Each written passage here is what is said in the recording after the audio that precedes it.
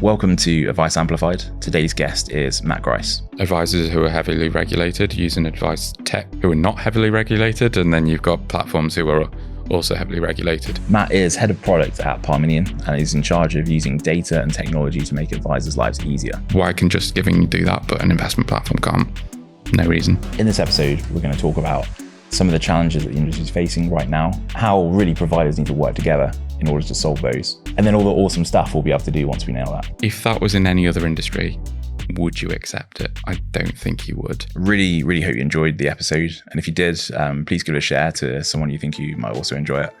And please subscribe to the podcast on your streaming service. Thank you.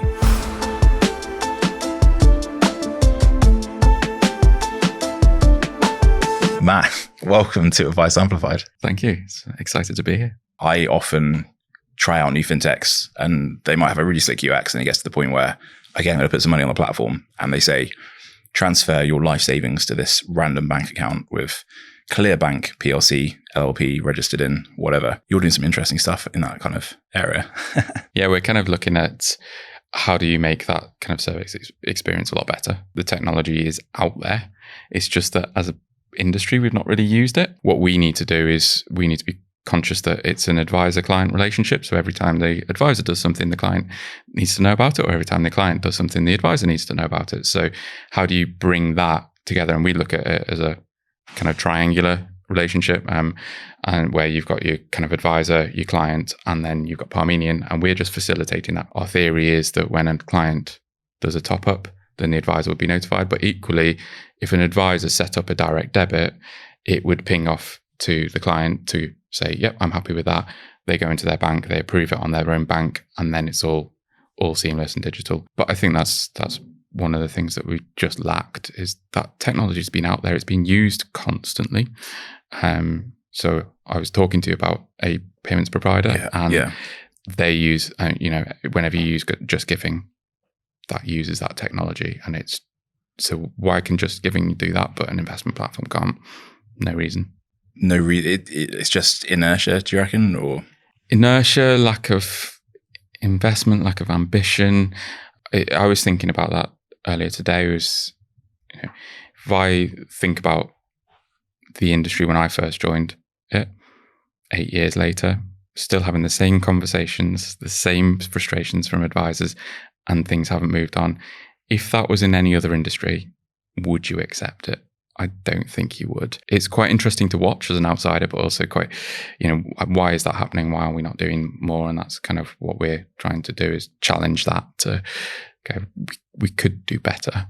And we absolutely should be using the different services and providers and technology that's out there. I suppose it's interesting with the kind of payment stuff, because there's obviously value for the advisor in there, but really that's cutting through and looking at the end consumer and sort of saying, it's probably quite a scary process to transfer all that cash. Let's dig into that. And ultimately, it's a better thing for the advisor, but you're also thinking of the end client there as well, I guess. Yeah, and it does go back to that kind of, we're helping to facilitate that relationship between the advisor and the client, because a lot of those things are quite scary when you're doing a transfer and you're moving from all your life savings are moving from one provider to another, and you don't, and suddenly it disappears in one and it doesn't appear in the other, and you think, well, where's that all gone?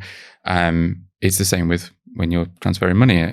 The end investor gets worried. Where's my money gone? What's happening with it?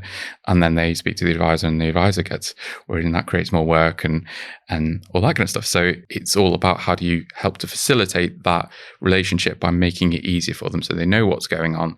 It's really simple. It's really easy to use, and there isn't a stage where they're suddenly lost all their money and they think, I've lost all my money for life. It's that kind of thing. So, we're doing a similar thing with transfers as well. We're helping to improve that kind of transfer experience to make it more easy to follow where you're going through the transfer. There's some really good research on like the mortgage process, and like most people are comfortable with the idea that it's going to take 6 months to get a mortgage, or, there's a lot of people involved and all that kind of stuff. But it's the lack of transparency about who's doing what and when. So, am I supposed to be responding to the mortgage advisor or the bank or the solicitor? Is it on my desk or is it on their desk? And you can wipe away, like improve the user experience, I suppose, just by improving transparency. You don't have to change the duration or the number of steps or anything like that. Just show people what's going on. Yeah, absolutely. I think there's kind of two parts of it. Is that data available? Make it available.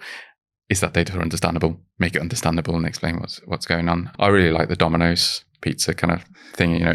Still takes 20 minutes for a pizza to be made, but you can track it through and you know exactly where it is, and you don't get annoyed because you go, oh, I can see where it is. And it's setting expectations so that people know where that is and where something is and what's going on with it. So you mentioned that you've got the data available, you've got the services, but I guess you're kind of sat there going, well, someone use this, someone do something with it because it would be awesome. And like, is that the case?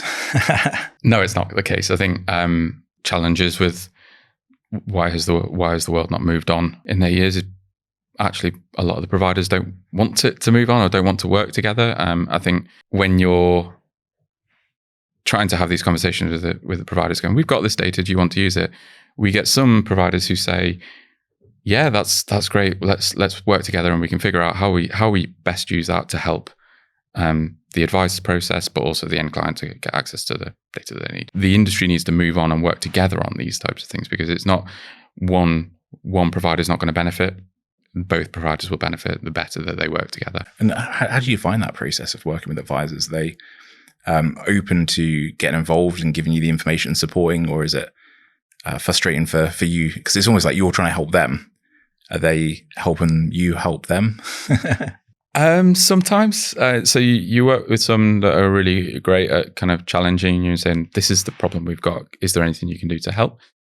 On the other end, you get quite a lot of people that go, you guys are brilliant. So, and Parmenion are brilliant.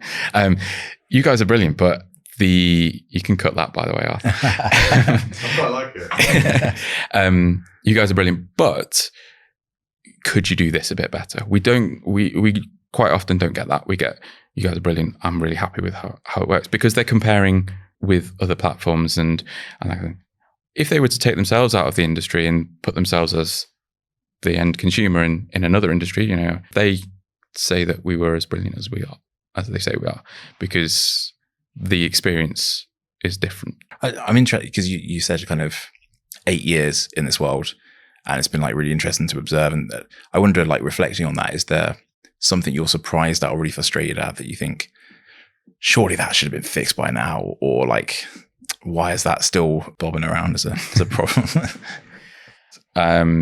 So for me, data and the integrations into other systems, you see, in other industries. So I previously worked in kind of marketing technology and that side of things, and their integrations are that easy. You go in, you click add in your app store, and then suddenly data is starting to pass between the two.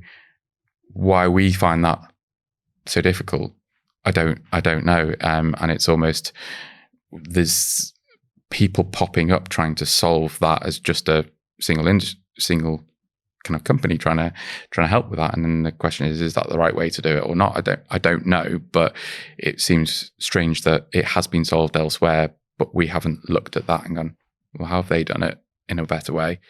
And they seem to be working together to help their customers. So why can't we? I guess with banking, like, you had to have the regulator come in and say, fix it, open banking, we're doing it, we're making it a thing. Should the regulator be getting in here and beating some people up? Or I find it quite interesting that it's a bit of a regulator sandwich at the moment. You've got the advisors who are heavily regulated using advice tech, who are not heavily regulated, and then you've got platforms who are also heavily regulated. And in between is kind of anyone's game to a certain extent. And when you look at kind of tie-ups and integrations, there is that balance. I kind of split integrations into 3. So you've got your basic transactional data, so making sure that that's all readily available, being able to start a process from one system into another. So, being able to do an application from Ningy into Parmenion, that kind of thing. And then kind of the two-way integrations where, we require a consent from a client and we go out to Ningy's client portal, and then Ningy's client portal comes back and says, yes, they've approved it. And then we go, yeah, okay, that's great. But if you're doing that, then you're blurring the line of who's doing regulated and who's not doing regulated. Personally, think if the advice tech's supporting the advice, then it needs to be regulated. But hey FCA, you can, if you're listening. Zooming back, looking back over the 8 years that you've been in the industry, like, what are you surprised that hasn't changed? And I feel like putting an optimistic slant on that, if you were going to zoom into the future, like 5, 8, 10 years, where do you think we'll end up, and what are you really excited about, and those kind of things? Platforms need to do platform jobs. So we need to do the things right. And I think before you start going on to things like AI and the future, or what do we do with blockchain and all that kind of stuff, you have to put some core fundamental foundations, and you have to start using the tech that's available and out there, and then build from that. I think the platforms that are going to do that are the ones that are going to do really well. The ones that keep putting blockers in and being pains in the arse are the ones that are kind of going to struggle, I think. And I think for me, one of the most exciting things is weirdly just putting the foundational blocks in that make a platform do the job of a platform properly. You've got digital comms, and you've got a great service experience, and that service means that you can go and focus on other things, and reportings, or kind of you can access data wherever in whatever format you need, whether it's just pulling it into your own systems, or whether it's producing reports through us, or whether it's integrating into the tools that you're using. All of those are just kind of the core bits that we need to get right. Once you've done that, the second exciting bit is then what do you do after that? Because if that is just continuously evolving and changing and improving and getting more secure and all that kind of stuff, then you can then start to bring in other things, like how do you use AI to kind of help that client advisor relationship even more, to kind of prompt advisors to go out and speak to their clients if they didn't know something was happening, or their clients were suddenly behaving in an unusual way that was kind of a bit out of character, so that the advisor can kind of pick up on it. We've got data. How do we start to use that in the future? But I think before that, you have to get those foundations in and working, and as an industry, we need to do that, because I think we're letting advisors down, and we're letting their clients down until we do. And then the second part is then how do you then start to take that to another level? So how do we catch up with the rest of the world and all the other industries that are out there? And then how do we then really start to push boundaries on it? Because I think sometimes some of the things we talk about are a little bit dull. And actually we could do quite a lot of the exciting stuff with things like AI and that kind of stuff. Yeah. And like you say, once you've got that really solid, stable foundation that's really, highly effective, you can have the fun around the edges and from that solid base, like iterate and play with stuff. So you mentioned two things there, blockchain and AI, that we've got to get into.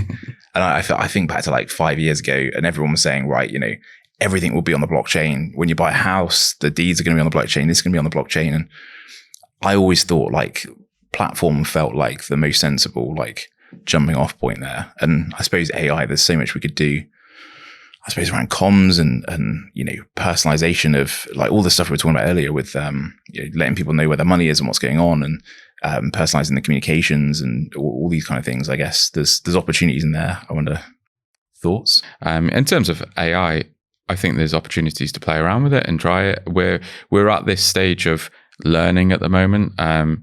And, we're at the very early stages of digital, really. It's kind of, so we're learning, and there's plenty of opportunity. Do we really understand the power of what it's going to allow us to do and all that kind of stuff? There's loads of opportunities, but it's just testing it and trialing it. And as we all become a bit more comfortable around that, it will kind of start to take off. I don't think it's a fad. I think it's just something that we need to build around.